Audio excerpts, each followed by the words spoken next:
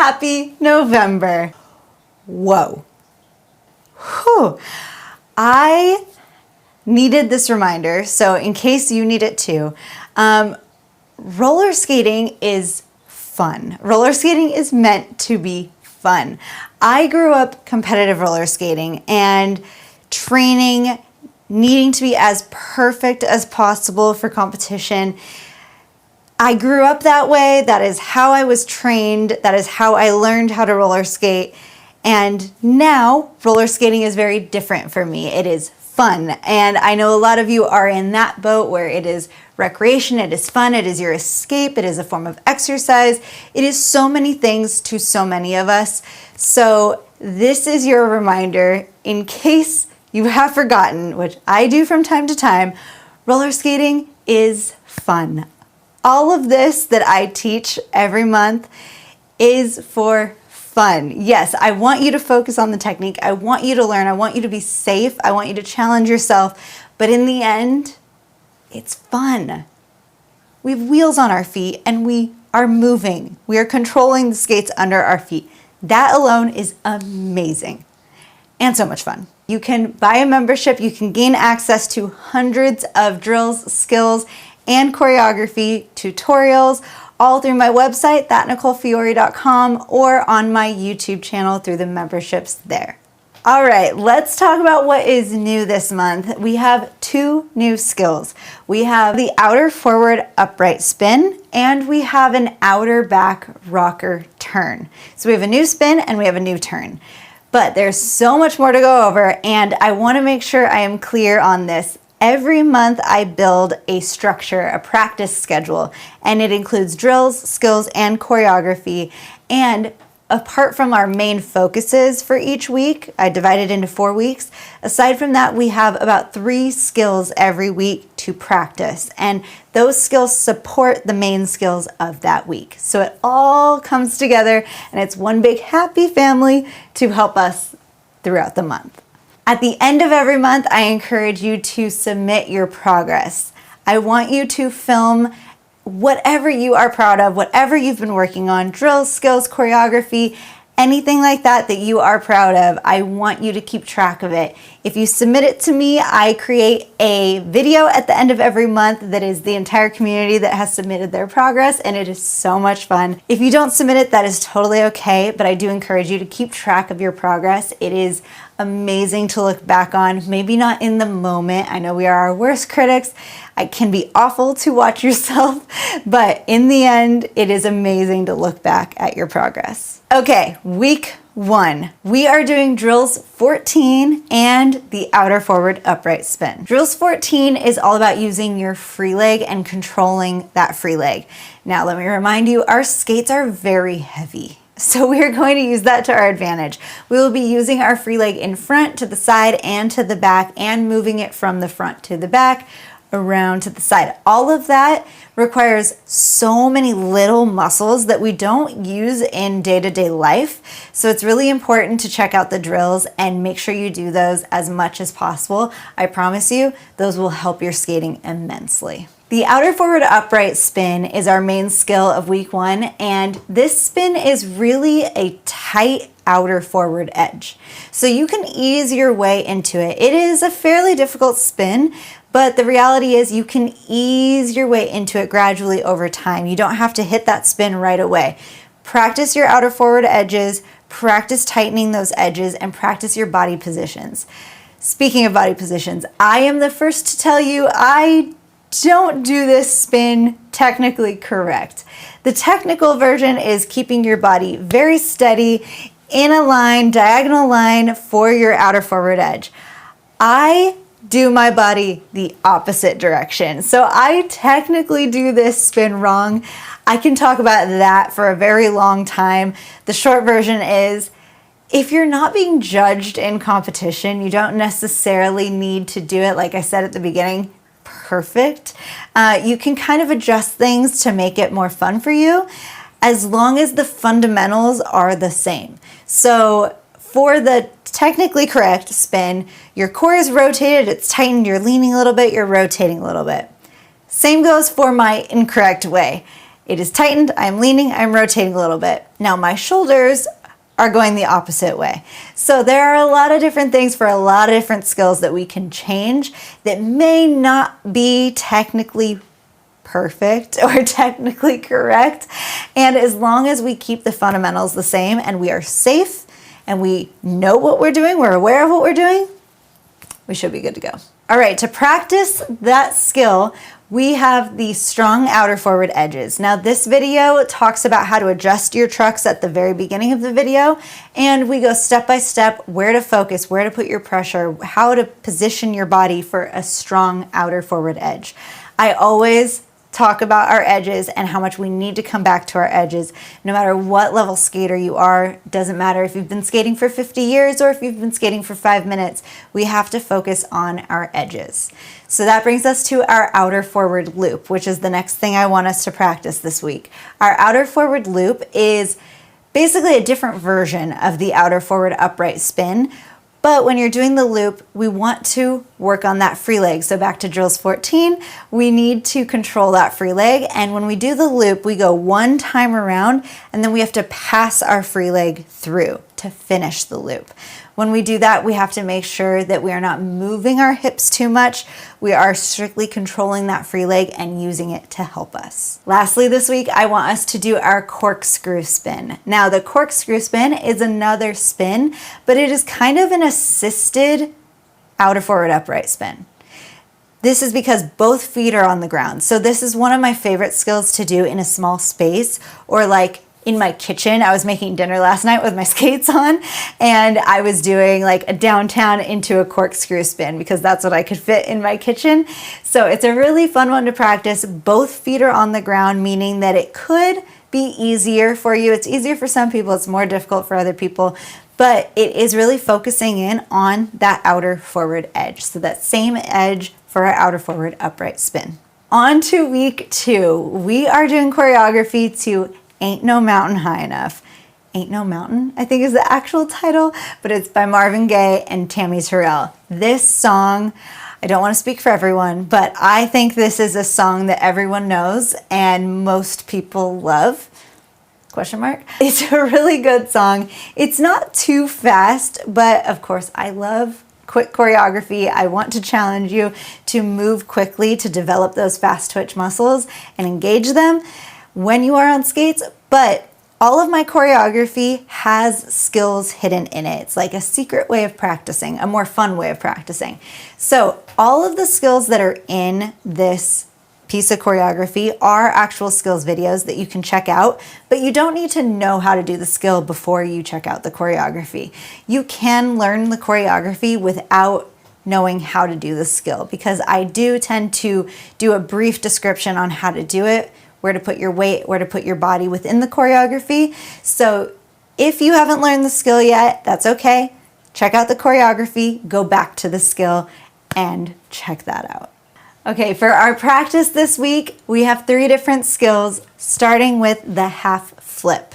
Now the flip is a jump. It is a very common jump in freestyle skating. A half flip uses our toe stop. We balance on one leg, pick up our foot, stretch it in back, put that toe stop down on the ground, hop off of it, hop to it, and step forward. But the awesome thing about a half flip is you can do it as a jump, like a big jump. You can get a lot of height on it, or you can tone it down and kind of do a hop. You can even do a step around. You don't even have to jump at all. But I do encourage you to have toe stops in for this skill. You can kind of do it without a toe stop, but it'll be a lot easier and a lot safer with an actual toe stop in your skate. Next will be the cross in front and the cross behind. Now in our choreography, we do a half flip, and right out of the half flip, we do a cross in front and a cross in back. Whenever we are doing crosses, we want to make sure our feet are parallel with each other. So we start out here and we cross one foot over the other in front or in back, but no matter what, when we put the skate down, we want our feet to be parallel. If our toes end up touching, we can clip our toes together and fall straight forward. If our heels touch, it's no good as well. So we want to make sure our feet are as parallel as possible always keeping a soft bend in our knees and a tight core. When you are drilling these, if you're stationary, you can kind of look down, but if you get used to looking down, it can be a problem. So try to look down for just a moment and then bring your body up, and make sure you're not like pushing your tummy like this. You're not like crunching. Make sure you're just like peeking over to see if you are looking down. Okay, on to week 3. One of my favorite drills videos to practice and one of my favorite turns. We are doing drills 11 and we're doing the outer back rocker turn. Now, drills 11 is off skates and it is static turns. What that means is doing a 1-foot turn, but stationary. So you can really pinpoint where you want to put that weight in your foot. I talked through where I put the weight in my foot. You can take that for what it is. You can adjust it wherever you need to put pressure depending on your skate.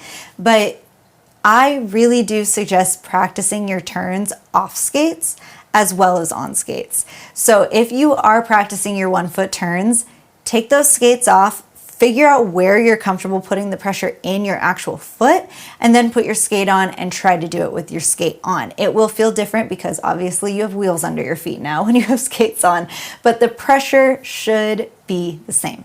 So you can do this drills class off skates as well as on skates. You can practice static turns with your skates on. If you do start out doing that and you've never done it before, I highly suggest holding on to something, a wall, a table, a chair, anything that can keep you sturdy so that you can really focus on the foot actually turning and you don't have to worry about anything else. Okay, our outer back rocker turn. This is one of my favorite turns for a cluster sequence and for a footwork sequence. Hint, hint.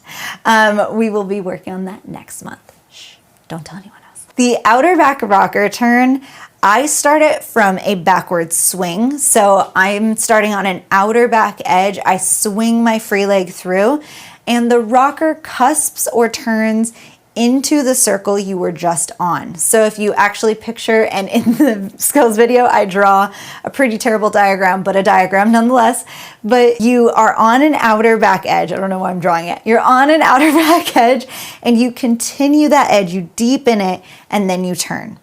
So there are a lot of turns to learn. 3 turns, brackets, rockers, counters. This outer back rocker, I wanted to start here with our backward, more difficult turns because this turn I think makes the most sense and it's the easiest to grasp at first.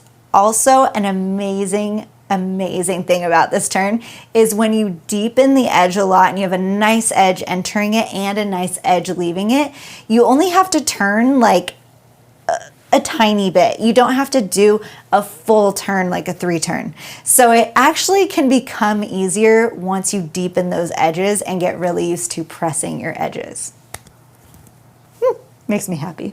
Okay, now to practice for this skill throughout this week, I want you to work on your backward pushes. Now the rocker, the outer back rocker, I do that from a rolling position, but I want you to be comfortable getting your weight onto that edge, getting your weight while rolling backward right away. So the backward pushes is a really good skill to check out and to do repeatedly.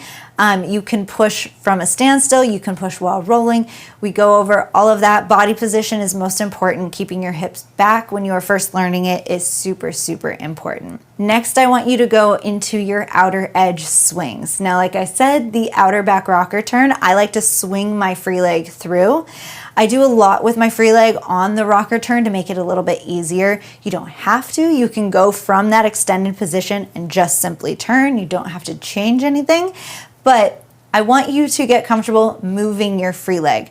So a swing through, going forward or backward on an outer edge, I want you to make sure you are keeping your hips where they need to be. Like you're not moving them around too much. You're not moving in general too much. So I want you to have full control over that free leg, and the swings is the best way to practice that. All right, lastly, our outer back 3 turn. Now, like I said, a 3 turn, you have to turn a lot in order to complete the turn. and you have to switch edge. A rocker goes from an outer to an outer or an inner to an inner. This week we will be doing the outer back rocker, so it goes from an outer to an outer. So you kind of create an S when you finish it because you're going outer edge, outer edge. A 3-turn, an outer back 3-turn, continues one circle. So you're going backward on an outer edge, you turn, and you're now going on an inner forward edge. But the amazing thing is that entry is the same as the rocker. So it's the same edge. It can be the same body position. You can also do various body positions for your 3-turn, but it is the same edge and you are rotating in the same direction. Even though one finishes the circle and continues it and ends on an inner forward edge, the other one ends on an outer forward edge. I want you to find those similarities as well as the differences between those two turns, and I want you to practice them simultaneously. All right, our final week of November. Wow. We are doing our advanced choreography for Ain't No Mountain High Enough. This advanced choreography is honestly so much fun, and it involves a lot of turning and rotation. So it does involve a 3-turn, an inner forward 3-turn, and it does use the toe stops quite a bit. So we have the toe stops in for that half flip in our beginner intermediate, and then for our advanced, we use our toe stops to stop us directly after the 3-turn. Now, of course, you don't have to have toe stops in, you don't have to do those stops, but if you do want to do the complete choreography the way that I do it, you will need some sort of toe stop in, because after we do that stop, we push forward and we also have a pivot. Now, I do a down pivot. I will get into that more in a moment because it is one of our practice things, but there are so many fun things that you can do with your toe stops in your skate. I get this question all the time, like how on earth do I do crazy legs and dribbles and everything with toe stops in? Remember, you don't need to put your weight too far to the front. We don't want anything drastic happening in our skate. We don't want our weight too far to the front. We don't want our weight too far to the back. So when you have a toe stop in, it's really important to learn how to balance on the axis. The pin between your toe wheels, your inner toe wheel and your outer toe wheel, you want to balance on that. You don't want to go too far. So you may clip your toe stop every once in a while, but you shouldn't be hitting it too much on any skills. Okay, so to practice our 3 skills for this week, first off is the inner forward 3-turn. Like I briefly mentioned, we do a version of that in our choreography. You can do a full inner forward 3-turn. I do it and then I end on my toe stop to stop myself. There are various ways that you can do this, but the inner forward 3-turn, similar to our outer back 3-turn that we practiced last week, it switches edge. So it starts on an inner forward, it ends on an outer back. In the choreography, we do it kind of flat. We don't edge it too much. So if you're not super comfortable with your edges or with the turn, this may be perfect for you because you can learn how to turn it without being on a super deep edge. And a reminder for our advanced choreography, it is fast, it is fun, it is difficult, it is advanced choreography. So when I build this choreography, I have performance in mind. If I was called to do a job and I needed a routine right away, it would probably be a piece of the advanced choreography that I would do. A lot of times the beginner intermediate feeds directly into the advanced, so you have a full routine to learn. So check out both. Even if you feel you're not ready for the advanced, there might be something in there that triggers something and makes one of the moves in the beginner intermediate a lot easier. Okay, next up for our practice is the backward cross pull. Now we do this in our choreography, but we do it basically to get from one move to the other. It's kind of a transition move. Backward cross pulls are often done one after the other, just repeatedly in a circle, and that is how I want you to practice it. I want you to practice it just standard body position, body toward the inside of the circle, pushing, keeping that circle going and gaining speed as you go. In the choreography, you can move your arms, you can rotate a little bit differently, you can add some flair to it. So I want you to practice both ways. I want you to practice it technically, just repeatedly, kind of like a drill, and I want you to practice it in the choreography, moving a little bit more, having a little bit more fun with it. All right, lastly, our back pivot. This is a toe pivot that I do on my toe stop, but I drop it down. So I call this a down pivot, a drop pivot. There are a lot of different names for it, but basically it is doing a back pivot, meaning I have one toe stop down in the ground, my other skate is moving on an inner back edge so that I fully rotate. When we do that, we have to rotate everything. We are pivoting around our toe stop, meaning we are fully rotating one time around at least. So when we do that, we have to make sure everything moves, everything rotates with our foot. But when you drop it, before you say you can't drop it because you won't be able to get back up, I use my hands to help me up most of the time. So you can actually use your hands to push yourself up if you need some extra help. So you may be able to do it if you can't drop it yet. And I say yet because if you can't drop it yet, I want you to work on the drills videos. I want you to check those out, do a few a week at least, build up your strength because those drills are made by me directly to correlate with your skating skills. So if you need to build up that strength, it is never too late. You can do it. I promise you. I want you to build up that strength. You don't have to drop all the way down. You can drop a little bit. You can push yourself back up, but I want you to have fun with it and experiment with it. I want you to try to work on different heights, different stretches, different movements that you may not be used to. And all of that makes your skating interesting and it makes it unique. And that is one of the amazing things that you can do with your skating. Yes, take the structure, take the technical things, and then once you get those fundamentals, you can start to branch out and make it your own. So have fun with all of that. Like I said, all of these videos, all of these drills, skills, choreography, and so many more are available with a membership on thatnicolefiore.com or through my YouTube channel. And please let me know if you have any questions as you go through these. I am here to help. I am also available for private lessons if you want to book those. And I will see you later. Happy skating.